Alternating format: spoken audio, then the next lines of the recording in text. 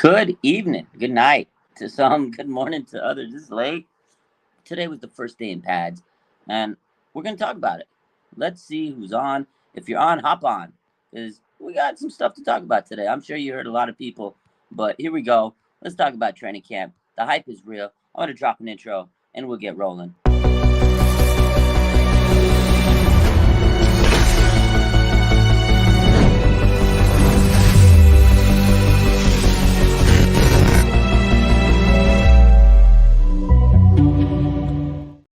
On Steven Reynolds. What is up to the Niner fans?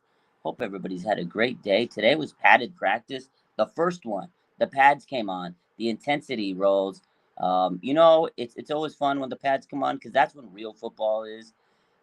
It's kind of in the air, and today it really felt like it was really football today. And again, it was just a lot of intensity, high level. We had a fight today. We'll talk about that. It was a fun day today. What is going on? Steve Reynolds, Bailey Willis, let's go. S. Flood, Debbie Friend, Jay Cut.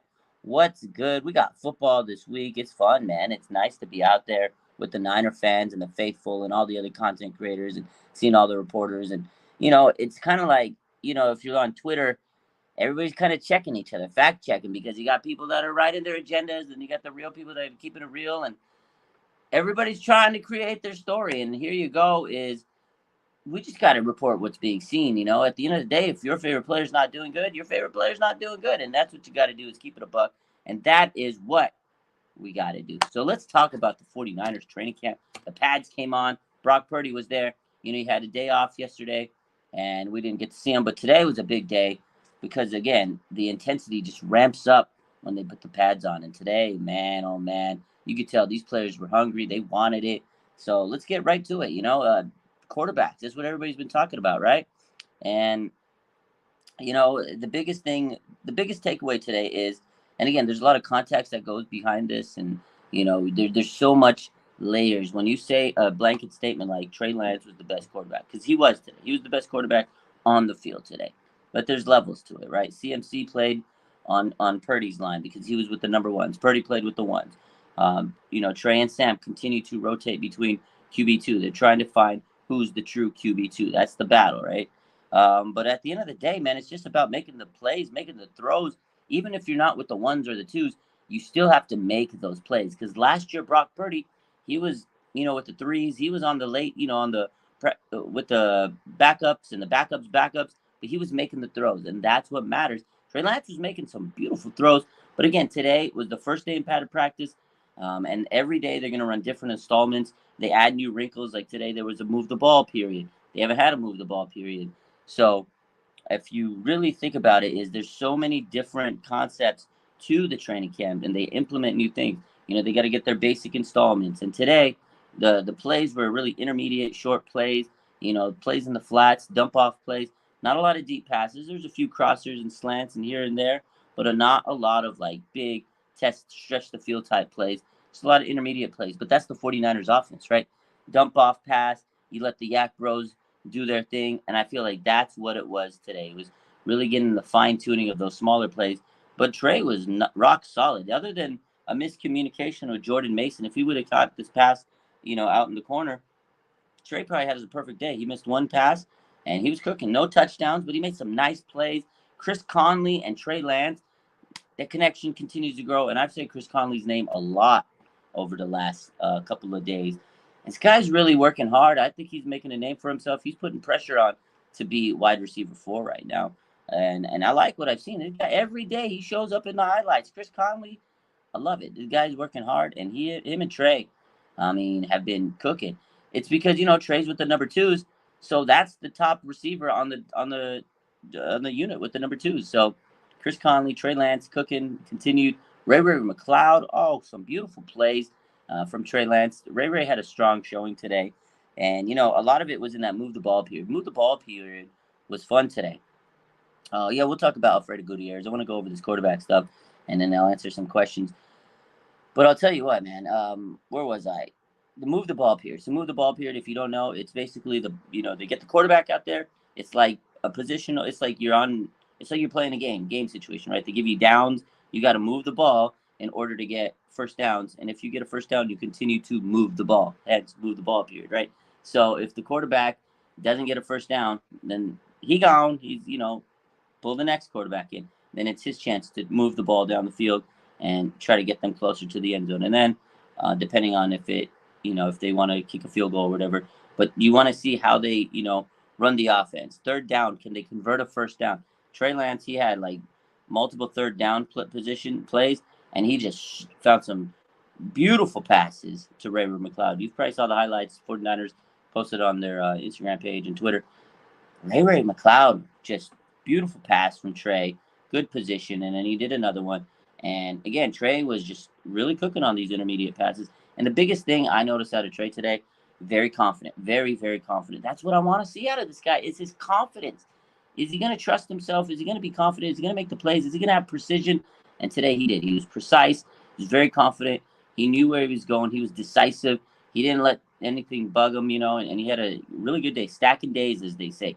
A good practice yesterday and a really good practice today. He's continuing to, shake off some slow starts because there was a few practices where he wasn't getting a lot of reps, and today he had a lot more reps, And I didn't see a lot of Brandon Allen. I think today was a really good practice for the fact that we saw a lot of Purdy, we saw a lot of Trey, we saw a lot of Sam Darnold. We didn't see a lot of, Brandon Allen. And that's good because the other three quarterbacks need their reps. Purdy does because he's coming off injury. Sam Darnold and Trey, they're battling for QB2. Give them their reps, and it was nice to see. Speaking of Brock Purdy, started slow.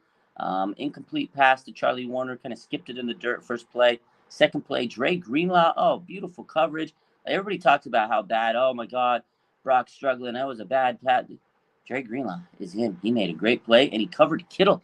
I mean, he was just sticking him up, man. He had him like sticky buns. You remember Cinnabon, sticky buns? He felt like, I was like, damn, this guy's just sticking to him. So Dre Greenlaw, credit, interception, looked good. But after that play, I feel like Brock Purdy settled in, and he was cooking. He was like 4 for 4 at one point, and then he was 8 for 8. The guy just didn't miss a pass for a while. So looked good. Moved the ball period. He was 2 for 2, but he had a fumble at the end.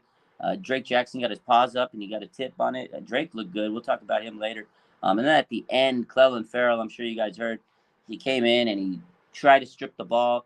Great. That's great that you try to make the play. But the fact of the matter is he put his hand on the surgically repaired elbow, and he kind of hit him on the side, and everybody kind of was like, and Kyle, I said this earlier, he gave him like this bombastic side eye, like, bro, what are you doing? What are you doing? What are you doing? Don't put your hands on it. But Clelin Ferrell, definitely a boneheaded move. It was not smart. I mean, I get it, but at the same time, you got to be careful. You got to know you can't be going out there and playing reckless. I know you're hyped up. I get it. A lot of energy, but you got to be careful. You can't really be hitting these players right now if you're a defensive player. You can't put your hands on them. I know you want to. This is your teammate. This is a quarterback that's coming off an injury. You got to be careful. So that was a bad move by Clelin. And he also got dog walked in one-on-ones, which we'll talk about a little later. So what is going on? Let's see if there's any good questions here. Chris Conley could fight for a roster spot. Yeah, I think so. Who's my quarterback one based on training camp? I mean, they're both been. I mean, all of them have been solid. Sam Darnold has been very solid. The guy's been consistent. Nothing like overly crazy. It's not like he's making these deep plays and oh my God. But there have been some beautiful passes, and he's been consistent. He shows he can move the ball. He can run the scheme. He has a good grasp of the offense. Sam Darnold has been consistent. So they've all put in good days. But again, it's one of the things that you got to really take into consideration is Brock Purdy's played with the ones. Trey hasn't played with the CMC and the ones and stuff. So at the end of the day, Brock Purdy is your starter. Kyle is giving him all the reps. He's coming off of an injury. I mean, to me, there's no controversy. I know a lot of people want controversy. I mean, Trey looks good. I think if he was able to come in and play based off of if Brock's not ready or if he has a setback or whatever the case is, I think Trey's going to be able to come in and win games. That's what I feel like. You got to make sure you're stacked. And I feel like Lynch today, when he addressed the media, he said, there's 4 quarterbacks on this team. We need to make sure we have the best depth, the best quarterback room. So we don't want a repeat of last year. And unfortunately, and I hate to say this, Kyle Shanahan has a bad track record with quarterbacks and players staying healthy in general. In general, I mean, I'm not trying to sit here and rub bad juju on the team, but he has had bad track record with this team staying healthy. And quarterback specifically has been a bad omen for this team. And it's, I hope that everybody can stay healthy. But look at last year. They ran through quarterbacks like crazy. So you got to make sure they have a stacked locker room in terms of quarterbacks. So all of them need the reps. They need to get out there and get as much, practices they can get. If Trey has to play, if Sam Darnold has to play, they all have to be prepared to go out there, run this offense, and be able to win games. So my man Ryan says even Allen looks good. I wouldn't say that. Don't put words in my mouth because Allen didn't look good. I don't know why he gets reps. I get it. You need a practice squad guy. You got to make sure everybody has, like I said, everybody has to get their reps just in case. Worst case scenario. Worst case scenario is all the quarterbacks get hurt. We're on our fourth quarterback like last year, Josh Allen or Josh Johnson. Sorry, and then we're screwed. At least if Brandon Allen is that fourth quarterback, he has a couple of reps. So I hope it doesn't ever get to that. That's dire straight situation. Steven Reynolds says Clelin Ferrell will be so good at some situation as Arden Key. I think he will ultimately be a solid player for this team because Chris Kasurek, in my eyes, can do no wrong. I think he could really, coach these players up. And Chris Kasurik's a very good, defensive line coach, and he gets the most out of these players. But I'll tell you what, Clelin Ferrell right now, he doesn't look too good. On one-on-ones, he got absolutely crushed out there. He couldn't get any push. Maybe tomorrow's a new day. We'll see. But the first day of pads, Clelin Ferrell was overmatched in one-on-one drills. I mean, he could not move a lineman to save his life. S. Flood, so you have to take in consideration Brock is going against the first team, which we all know is stacked, and I'm a Trey fan. Yeah, and exactly. That's the thing. Context is big time. Brock, he hasn't looked perfect at times. He definitely looks rusty, as a lot of people say. He's playing the ones, and that defense is really good. They're really strong. I mean, they don't even have Nick Bosa, and that defense is just silly. Hargrave, Warner, Greenlaw, Ward, and Armstead. It's just an abundance of riches on that team. So I agree. Sacktown, Dre Greenlaw is a real game changer. The guy's just money, man. He's phenomenal. I think he could have a Pro Bowl season. And again, he made a good play today on Purdy. Let's take a look. What's up, SG? When is the next off day? Wednesday. They're off Wednesday. So tomorrow, another practice, and then they're off Wednesday. Then they're back Thursday, Friday, Saturday, off Sunday, back Monday for Dwight Clark Day. Ryan McDonald, SG, I'm doing good. Ryan says, here's a question nobody's asking. How's that right side of the O-line or O-line in general? We talked about that earlier today on my IG. I talked a lot of O-line today, and I want to get into that because the O-line today was on big display with the D-line. Today, you get a better sense because the pads came on. They do one-on-one drills. That was my favorite part of the day, the one-on-ones. You have the cornerbacks and the wide receivers. You have that group. You have the one-on-one routes. But specifically, it's the one-on-one reps between the O-line and D-line. That's where you really see, the linemen go at it and battle. So you get a lot to take away from that. Today, Colton McKivitz looked good. He stood his ground. I feel like he had a very strong day. He won his reps. Colton did look good. He had one rep where I think Drake Jackson got the overhand on him, the upper hand on him, and Drake looked good. We'll talk about him. But Colton McKivitz looked good. Aaron Banks looks very strong, stood tall, won his reps. Spencer Burford, he had one rep where he looked really good against Kinlaw, but I think Kinlaw ultimately won the rep. But Spencer Burford was kind of up and down. I feel like he wasn't I feel like he could have been stronger. He looked good on certain, aspects, but he was kind of, it was kind of in the middle today. A lot of people, I feel like were worse than him, so it wasn't a bad day for Burford. But I kind of had him in the middle. He wasn't on the bad list. He wasn't on the good list. He was on the middle because he had some good moments. He had a good moment against Kinlaw. And Kinlaw today was the star, though. Kinlaw was the man on the D-line. He had played all backups, but he crushed them. Like Joey Fisher made him look like just nothing. Just tossed him or like a rag doll. He was just pushing everybody around. It's good to see Javon Kinlaw healthy. Last year he didn't get to do one-on-ones. He was rehabbing, his knee and everything. And it's his case is his story is always rehab. And today he looked really good. He looked strong. He looked, energetic. Just very, very, very stout out there. And it's good to see Javon Kinlaw. He needs to keep it up. He needs to stay consistent, and he needs to stack days. One day of a good training camp one-on-ones is not going to be the end of the world. But he's had some moments. A couple days back, he had a near, like in team drills, you could have recorded a sack, against Sam Darnold. Today he had a big play in team drills. So I feel like Kinlaw's moving good. He's looking healthy, the healthiest I've ever seen him, and he's coming into camp with a lot of energy.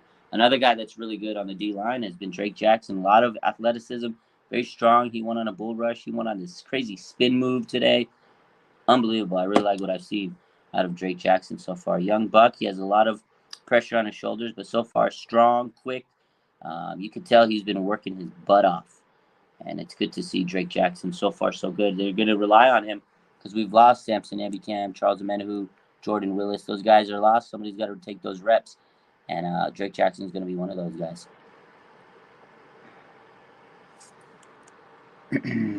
Ryan says, still no Nicholas John Bosa. Yeah, today John Lynch talked about Nick Bosa today. It was an impromptu. It was kind of like, I don't know if it was scheduled, but it was weird. Like, all of a sudden, right before training camp started, boom, here comes John Lynch, although he can do whatever he wants, right? He's the GM.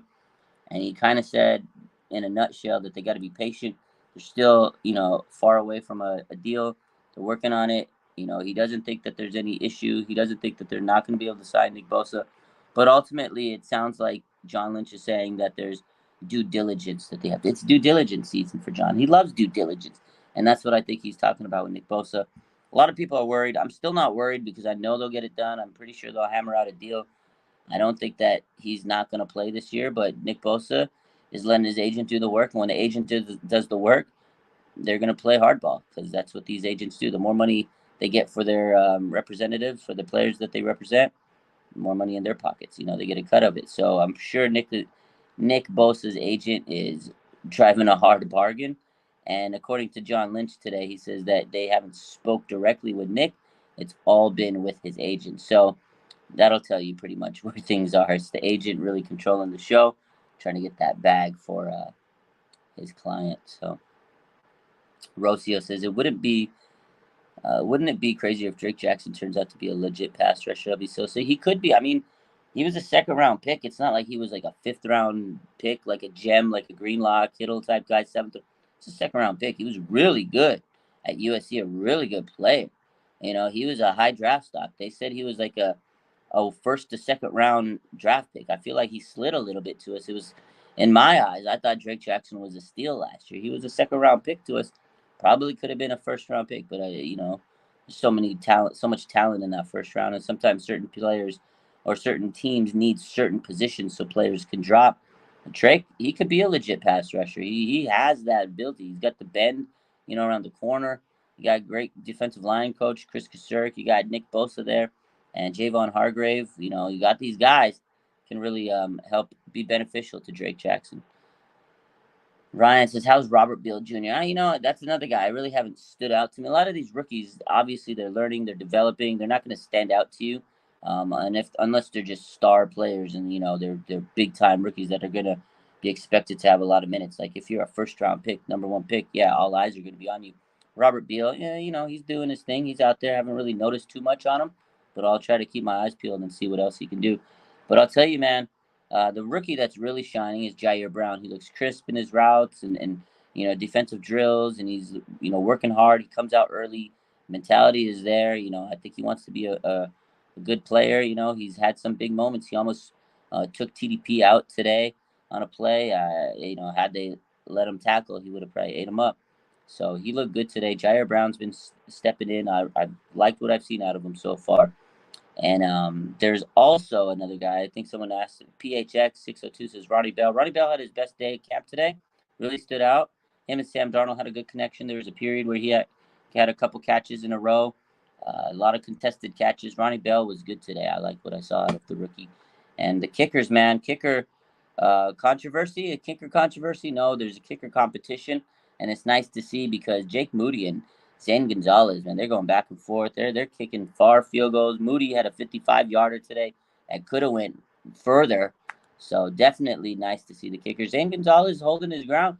They're pushing each other, so the kicker competition is definitely doing what it needs to do. There you go with that. Kevin says, do you know if there's a contract number Bosa's agent is seeking causing the discrepancy from John Lynch's perspective? I don't know an exact number, but I've seen a lot of numbers thrown around like 150, 175, basically guaranteed money. It's got to be in the range of like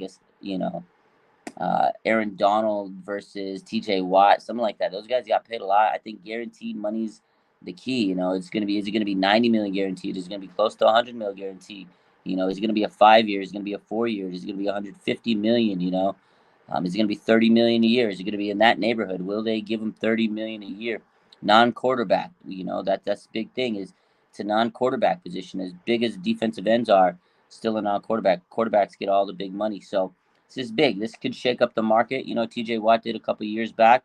So it's going to be interesting. I don't know if there's a specific number, but those are the kind of the numbers that are thrown around. You know, again, something like Aaron Donald's split, or you know, close to that. You know, Aaron Donald, obviously for the last couple of years, he's arguably the best defensive player in the NFL. So I think that's what you got to consider: is Nick Bosa the best player in the NFL? Does he have the potential to change the market? And I think that's what the agents kind of looking at and saying, hey, look, this guy, my client, he won Defensive Rookie of the Year. He won Defensive Player of the Year. You know, the only year he missed, you guys sucked. And now he's back and he's been the backbone of your defense. So Nick Bosa's agent has a lot of ammunition and a lot of leverage. So I feel like the 49ers definitely they can't really pressure him because Nick Bosa's agent has all the leverage. In my eyes, I feel he has all the leverage on this. We'll see. Hit that like button. What's up, Stephen Lemieux? What rookie do you like better at tight end? Who's standing out at tight end? Mad Lib. So let's talk about tight end because I'll tell you what. George Kittle is the man. He's the best. He's head and shoulders above the rest. We all know George Kittle's good. When he's out there, he looks just, it makes him look effortlessly, right? He's so good. Runs his routes so crisp. He's strong. He can catch after, you know, he catch the ball well. He has great hands. His runs after the catch are exquisite. We sit here and talk about George Kittle all day. We don't need to. We know how good he is. You know, he's one of the best tight ends in the NFL. But the problem is when he's not out there and they try to give another tight end, it's been an issue. Charlie Warner, very inconsistent. He had his first catch. Good luck. Good job, Charlie. Good job. You know, obviously he's a blocker, but you know he's been dropping a lot. Ross Dwelly just has been having a miserable camp in my eyes. Just dropping passes, can't get passes. You know, can't separate. Ross Dwelly's not been good. Cameron Latu has a lot of talent, but he's been very, very inconsistent. You know, drop passes today. A couple days ago, he had a false start, and then just he had a fumble. You know, he's just making bad plays. He has a lot to learn, but he's beating players off the line. He looks good. He looks fast. He has talent. You could see it. He has potential, but you got to catch the ball. You can get wide open. You could be wide open, but if you don't catch the ball, it doesn't matter how open you are at the end of the day. So Cameron Latu, very inconsistent.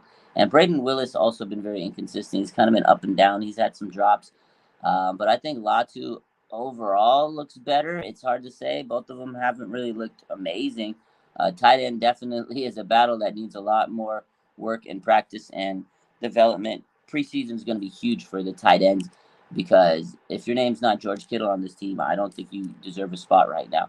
I'm going to say it. No tight end right now has locked the roster spot other than George Kittle. That's it. I'm going to be harsh. That's it.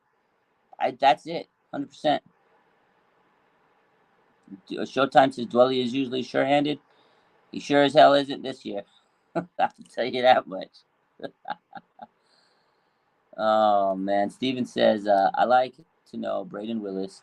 His last time when I'm on your live stream, I said I want Braden. I mean, I like the guy. They have their talent. They have potential. Like, I can see it. But they're young. They're learning. They're developing, and they're making mistakes. But if you're going to make mistakes, it's training camp. This is the best time to make mistakes at the end of the day. So, yeah, tight end, still battling. Still battling. It's a development process. But, you know, and then I think that's just it. There's a lot of positions that are left up to be determined. It's not going to be figured out in 4 days. You know, first day of pads, you're not going to say, well, there it is. We got the tight end room. No, it's a battle. It's a battle. It's going to take some time. So that's my stance on the tight ends. Just like the quarterbacks, you know, you can't expect everybody to be perfect. These first few days, you're going to work the kinks out. And as the days have gotten, you know, progressively harder and longer and the pads have come out, I feel like the quarterbacks have really stepped their game up. These last 2 days, quarterbacks were just dealing it, man. They were looking good. You've seen all the reports. Trey looked pretty damn good today. Had a good day yesterday. Sam was good yesterday. He wasn't as good today, but he still had a solid day. Brock, I know a lot of people are going to slam him. Oh, he had too bad. Look good overall. He looked good today. They all look good. But Brock compared to Sam and Trey, maybe, you know, wasn't overly impressive because they had a good day too. So it was kind of close. But again, you take Brock Purdy and realize he's playing with the starters against the starting defense. So you take all that with a grain of salt. There's a lot of context behind it. But again, quarterbacks all look good, and it's nice. It's just good to see all the quarterbacks do well. That's it. It's okay when all three quarterbacks do it. You can have a day in practice when all your quarterbacks do it. You want them to do good. So, top three players. PHX 602 says, top three players so far in camp. That's a good question. Brandon Ayuk, easy.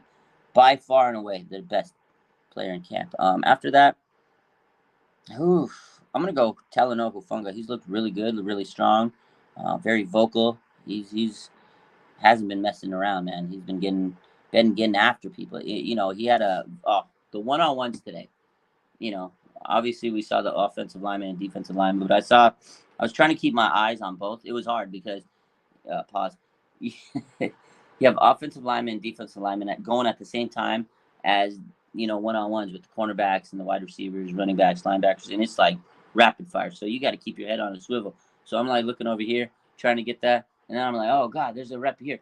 I didn't see all the one-on-one reps of the wide receivers and corners and stuff because I really wanted to see the linemen. But because we had Rohan there and we had Jesse and Ryan and Ted and Croc, we could kind of keep an eye on both. So if I missed the play, I'd be like, all right, hold up, I'm gonna look over here.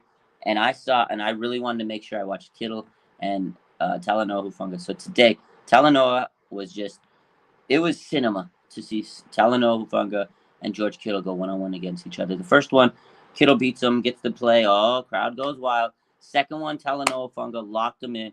He just had him. I don't know how, but Kittle separated a little bit, and he got the big the catch. But it would have been stuffed for a negative gain or maybe a 2-yard gain at most if it was a real-life situation. But Hufanga, man, just went toe-to-toe with Kittle. And it was like a battle of the all-pros, and it was impressive. And yeah, Hufanga's looked good in camp overall. He's had some really nice, strong days. Third guy, man, let's see. Number 3, best player in camp. There's been some good players in camp, huh? Man, oh man, oh man, oh man. That's tough. It's close, man. It's close to with a lot of players. God, man. That's number 3. I'm going to say TDP. He's been the best running back of everybody. He's been really standing out to me. I'm going to give TDP some hype. I'm going to give him some love. TDP has had some really good days at camp. So I'll give you TDP. He's looked really good. It was close. Greenlaw, yeah, he's been balling. He's been good. T. Gibson, all the safeties have looked pretty solid overall. Cornerbacks, I think that group has been very exceptional. Although when you read the reports and you see Brandon Ayuk cooking everybody, you're like, how can they all be doing good if Brandon Ayuk's cooking them? Brandon Ayuk's just on another level. But the cornerbacks are looking hard. They're working hard. There's been some PBUs. First 2 days, man, those cornerbacks were getting the best of everything. Gibson was getting his hands on it. He got an interception early in camp. Hufanga, like I said, just rocking everybody around. And Lenore, he's had him and Ayuk been going to war. Although Ayuk's got the best of him, Lenore's pushing, man. He doesn't back down. I love it. It's going to strengthen him. Iron sharpens iron. But yeah, these guys are working hard. That's what you love to see. Linebackers, obviously, Fred Warner, Greenlaw, your guys. I feel like Fred Warner hasn't had like an amazing camp. I mean, he's out there. He's got the energy. He's the leader. He's calling people out. But today, CMC ate him up. And after that, Warner was quiet. He comes out. He hypes. He's rah-rah. CMC ate him up. You saw the touchdown. Brock Purdy's best play of the game. 20-yard in the seam. Boom, touchdown. CMC, once he caught it, it was gone. 8 yards in a cloud of dust. Couldn't keep up with him. CMC was just... He doesn't do a lot in training camp because they're trying to limit him, I feel like. I think they're just trying to get him enough plays. He's the crown jewel. They don't want him to get hurt. But when he's in, he's so fast. He's so good. He's so nice. CMC, he's good. He's good. He ate up Fred Warner today.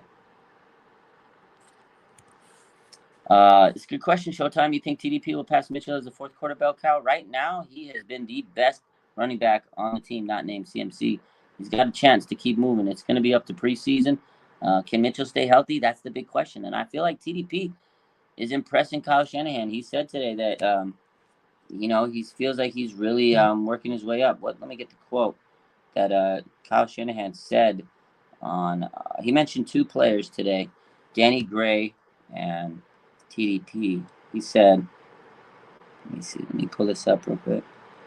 I know I have it here somewhere. Sorry, not Kyle Shanahan. It was John Lynch today. It's late. John Lynch. He says he really likes the early returns on both Danny Gray and Ty Davis Price. So again, John Lynch, he likes what he's seen so far out of Danny Gray and Ty Davis Price.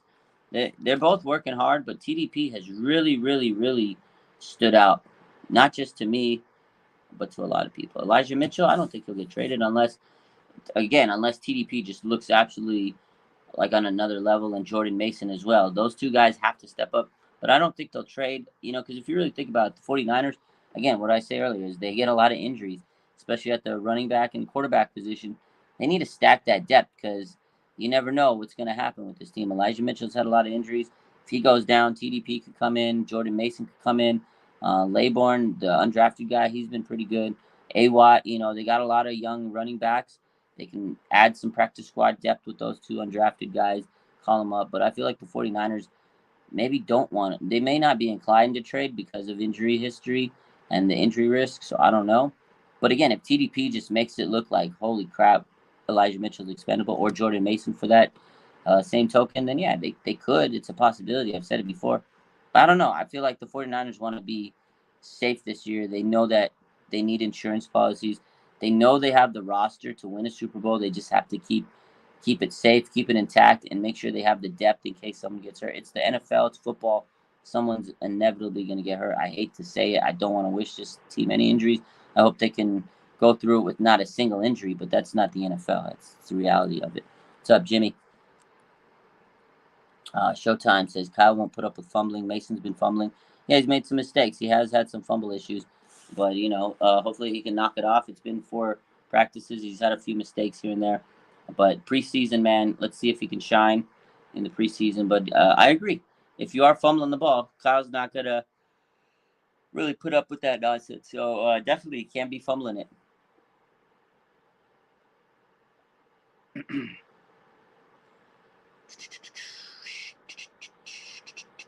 Ooh, what formation do you think will run with Fred Warner and Dre Greenlaw as our main linebacker core? It's a good question, because it really depends. I think Marcelino is going to take that linebacker three role. Although Oren Burks is looking good, I feel like they'll probably go with the 4-3. They like to run 4 D linemen and then the 3 linebackers. I mean, that's just the way that the Niners have been rolling. Although I feel like Wilkes with his blitzes, he might change things up. It all really depends on Wilkes, but I don't think they want to change too many things in their scheme. But we'll see. But I mean, I feel like the 49ers like to have 3 linebackers out there, but then they got their safeties that could come in and be like a hybrid guy, because sometimes Hufanga could come in the box, and you got Jair Brown. Maybe he could come in the box and play like a hybrid type role. So we'll see. It's a good question though. Yeah, Showtime. Larry and me, we think alike on Marcelino. We both are very high on Marcelino. He had a good day today at camp. But him and Oren Burks have been battling. Oren Burks, you can't sleep on him. He's the veteran. He's played special teams really good. So if anything, even if Oren doesn't get that spot, he's definitely going to be a special teamer for this team. He's really good at special teams. But Marcelino, man, this guy is a baller. He's starting to make his name known. Today was his best camp day, and it was good to see, because I really like Marcelino and I want him to take that role. He's got that hunger in him. He's got that tenacity. He's reminds me a lot like Azeez Al-Shaair, because that's what you need out of a linebacker. It's who we're replacing, Hargrave, he's just working with the team. You could tell he's a good veteran. He's teaching technique. He's just flat out monster. You could just tell he goes out there and he looks like a beast. We'll see. I think we'll really see his impact when the games come, when they start, because it's going to be hard to cover this guy and guard him. He's just going to have a lot of attention. He's going to create a lot of attention. He's going to plug the gaps. He's going to probably have 2 people that need to stop him. And I think that's going to have people be able to slip free through the line, like Armstead and Bosa and Drake and all that. But so far, Drake's it's good to see him there. New face. He's learning. He's, getting down the technique from Kasurik. And again, he's the veteran, so you could tell a lot of these young guys are looking up to him. Good to have a good veteran like that. One thing we got, we've been talking about for 35 minutes today about training camp. I got lost in the sauce talking about everything. We didn't address the fight. You guys know there was a fight today at training camp. Again, the pads came on. The intensity was high intensity. They were jawing at each other. So it was crazy. Obviously, our vantage point is not as good as the reporters stuff. When it happened, I mean, it was a scrum. I mean, you could just see players started bleeding out to the second level because they were on the far field. There's two fields, a far field from us where we're sitting, and all of a sudden you see this crowd of players just kind of like pooling together, and it starts spilling out into that second level closer to us. Helmet flies, punches are flying. At first, we thought it was Tay Martin and Quantrez Knight, but it appears that it was Juwan Jennings. He got that dog in him. Juwan Jennings is a monster. So this guy's the enforcer. You don't piss off him. You don't piss him off. So what happened was the linebackers were kind of playing rough. They're playing tough. They're playing ugly. John Adam, Fred Warner talking that talk, Greenlaw talking that talk. I think it was a hit from Demetrius Flanagan-Fowles. Stiff hit on Elijah Mitchell. Wide receivers were like, yo, what are you doing? You can't be hitting them like that. And Greenlaw and Warner, they get away with that stuff sometimes. I feel like it's kind of uncalled for. Like, I get it. You want to flex your muscle, but you can't just be taking players out. You're going to hurt someone on your own team. So Greenlaw and Warner get away with that stuff a lot. Demetrius Flanagan-Fowles, you're not Dre Greenlaw or Fred Warner. He took a big hit on Elijah Mitchell. The players didn't like that. The wide receivers didn't like that. Juwan said something, I think, to Hufanga. He was John with Hufanga and Gibson all day. Juwan Jennings, you don't piss that guy off. He was talking, but all of a sudden a fight breaks out. You see Tay Martin, all the other receivers take his back. Brandon Ayuk's there, and it just was this a crowd of wide receivers and DBs just going at it. But yeah, it turns out that it was Juwan Jennings. Man, I mean, you can't be surprised. It was Jennings, says Madlib. Because initially when it happened so quick, and we're like, oh my God, what's going on? And then they break him up. I think Snead broke it up, and then they huddled, and it was like a minute of just quiet, and then all of a sudden, break back to huddle, and they go to play. It was just crazy. But I feel like when it happened, everybody was like, "Who the hell happened?" It looked like Tay Martin from a distance, and then Quantrez Knight, but it for sure was Juwan Jennings. That's what Cam Inman said. That's what a couple other people said. Tim Kawakami also said it was Juwan Jennings from their viewpoint. And then Sterling Bennett, he saw it also from a good angle. He said it was Jennings. But man, I mean, you can't be surprised at Juwan Jennings. The guy's a freaking dog. Don't piss him off.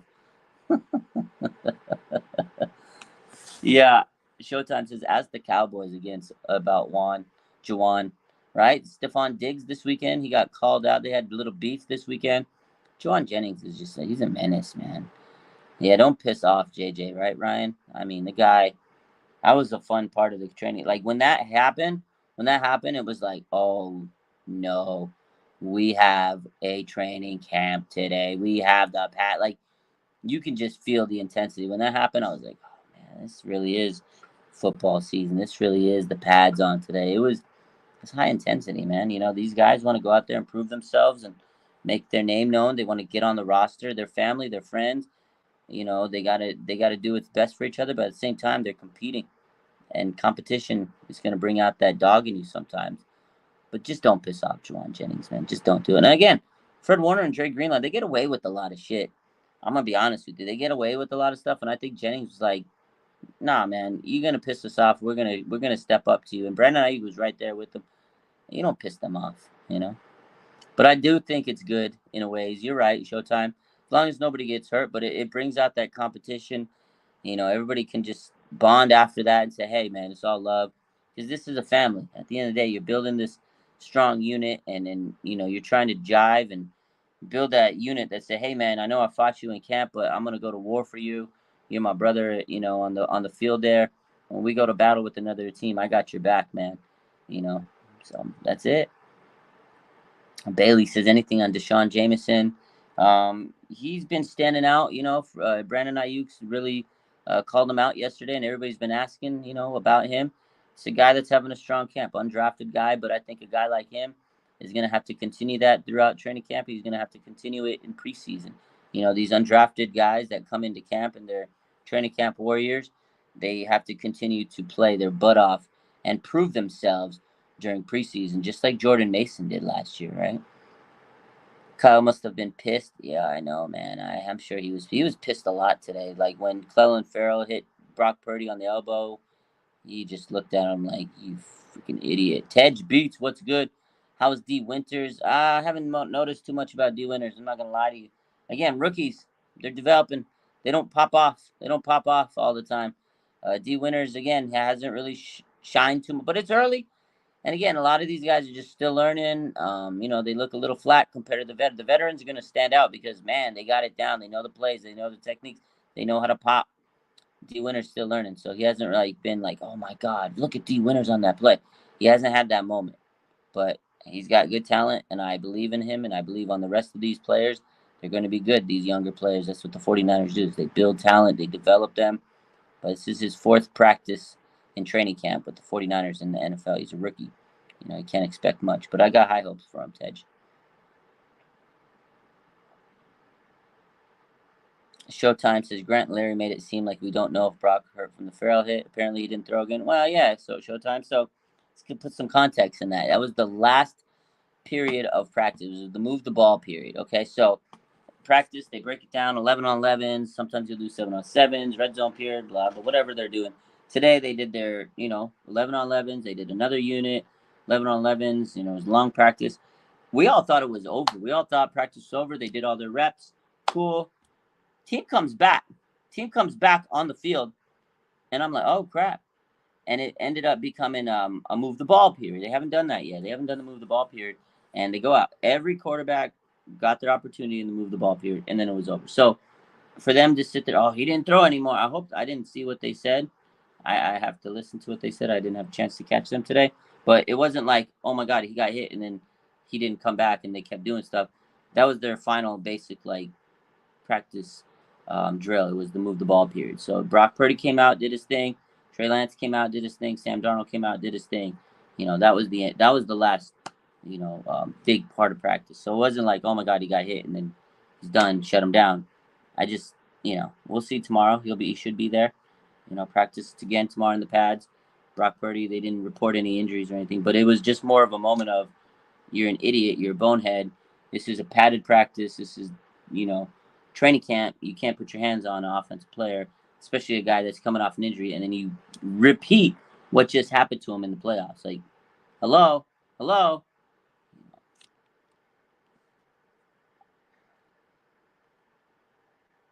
Yeah, who hit Purdy on the elbow is Clelin Ferrell. It was basically on the right side. So he's facing here, right side, came across. It was so he hit him on the surgically prepared side. I mean, it was Clelin Ferrell, gangly ass arm. The guy's long arms are ridiculous, and he just tried to make a play, try to fumble. You try to make a big play, but you got to be smarter in training camp. Yeah, he should, especially someone who is in a shoe. And 49ers throwback. Have a good night. Appreciate you. I think Clelin will make the team, but those are moments you don't want to do. Kyle would put you in the doghouse like that. You don't want to be in Kyle's doghouse. Again, though, this 49ers defensive line, it's thin at edge. So Clelin Ferrell's going to get the benefit of the doubt, but don't piss anybody off, man. Play it safe. Speaking of defensive line, another guy, let's talk about one-on-ones, going back to that. I said Drake Jackson looked good. I said Javon Kinlaw looked good. Another guy that really had a good day today, Alex Barrett. That came out of nowhere. I didn't know what to expect out of this guy, right? With Nick Bosa out, we've been sitting here talking about, I think someone mentioned in the comments, can they still sign Yannick? I mean, I'm sure they can, Ryan, because he's still free agent. But this is a guy, Alex Barrett, who is on the roster. Could be a pass rusher on this team. He's trying to make the roster. You got Austin Bryant, you got Clelin Ferrell, and Drake Jackson outside of Nick Bosa. Those are your guys. Maybe Kerry Hyder. So somebody has to step up. And today on one-on-one drills, Alex Barrett, I mean, he just ran through everybody like a steamroller. So I was like, keeping my eye on him. I wrote him down. I said, okay, Alex Barrett, game recognized game. Game is game. I said, okay, I'm taking notes on you. I'm going to keep an eye on this guy because this guy might make this final roster because this 53-man roster, again, it's a little thin at defensive end at the edge rusher position. And if Alex Brett can keep cooking and have a good, strong preseason, he's going to find a role on this team. So keep an eye on this guy. He had a really, really strong one-on-one period. Other guys that had a good one-on-one period, before we end tonight, want to get to some of them, mention them. Colton McKivitz really stood his ground. I really like what I saw out of him. Aaron Banks, he's strong. Hard to move the guy. Spencer Burford, up and down. He had some moments. He had some bad moments. But overall, I like what I've seen out of Burford. He's strong, man. I think he's going to have a good rest of the camp. I think tomorrow he'll rebound and do better on his one-on-ones. So, yes, sir, Tej, I can't wait. Showtime says, do I think that Colton M is a step down from Mike McGlinchey? I mean, we got to see. The biggest thing that we need to know is, can he protect the quarterback? Quarterback protection is key. Key, baby, key. And that's what we got to make sure is, can he protect the quarterback? And we'll see. Right now, I think McKivitz has held his ground. He's looking good. The 49ers have had him on the team for a few years. And, they know how to develop players. So I know they went the frugal route, but a lot of people hated on Mike McGlinchey. He was a good run blocker, but they breathed a sigh of relief when McGlinchey left. So I think the fans are going to put a lot of pressure on Colton McKivitz. If he doesn't play good, they're going to rip him up. But so far, so good. He looked pretty solid today on his one-on-one reps. Again, it's just the first day in pads, but I like what I saw. And so far, he's come into camp looking good, looking sharp. But it really depends on, can he protect the quarterback. We'll see. But, he can't be worse than McGlinchey, right? Am I right? Did you see Micah Parsons? Threw him like a rag doll last year. If that happens to McKivitz, though, I want everybody to make the memes. I need everybody to make the videos. Keep the same energy. Oh, man. But, yeah, that's it for tonight. I just wanted to come on, recap a little bit of training camp. It's a little late. But, I won't be at training camp tomorrow, unfortunately. Got to work. Got to pay the bills. Got to do all that stuff. And I couldn't go into training camp and then go in to work later like I've been doing tomorrow. It's just a crazy day. It's just too many hours. So I can't do it. I got a full day. So if I go into work at 8, if I go into work at 1 tomorrow, I'm not trying to leave, late at night. So, and my daughter comes back from Vegas. So I got to take care of her. I got to pick her up. So won't be at training camp tomorrow, but I'll be back Thursday, Friday. Still not sure about Saturday because I got some other things rolling. But I will be back to training camp Thursday and Friday, and hopefully next Monday. So stay locked in. There's a lot of people out there, covering it, covering content. So go follow them. Ted, Ryan, Jesse Naylor's going to be there. I think Croc's going to be back again tomorrow. Rohan, the man. So go check them out. They're all good. Real quick, AJ said, how does the backup O-line look? Awful. Bleak. Bad. If your name's not Aaron Banks, Colton McKivitz, and Jake Brendel and Spencer Burford, I'm praying for you because they did not look good. They did not look good. They did not look good. I'm gonna be honest with you. The backups got blown away. They got blown off the blocks. D-line was cooking them in a pot. I'll tell you, the offensive line, Nick Zakel, it's one day. It's first padded practice. I'm not gonna go take it too crazy, but they look bad today. Y'all have a good rest of your night. Appreciate y'all. Hit that like button. Make sure you subscribe. Go check everybody else out tomorrow that's going to be at training camp. I mentioned Ted Talks Ball, Rohan, Jesse Naylor, Ryan, Croc. They're all going to be there. They've been doing an amazing job. I've been around them. Everybody out there that's creating content has been doing an amazing job. And, all the reporters, Sterling Bennett for 49er Access, all these guys, man. Everybody's out there working their butts off, and I respect the hell out of them. So I won't be able to be there tomorrow, but, go check everybody else out there doing a great job. Oh, John Chapman. Forgot to mention my boy John Chapman. This guy's a beast, man. I love John Chapman. He's out there. Check his stuff out. He's been putting good content out there. So check him out, man. Appreciate y'all, and have a good rest of your night. Trent didn't practice. He did one-on-one drill. He did individual stuff. He didn't do like team drills and all that. But they're being easy on Trent. That's the last thing I'll say. They're being easy on Trent. Don't want to get him hurt. At the end of the day, you got to go load management on Trent Williams. So love y'all.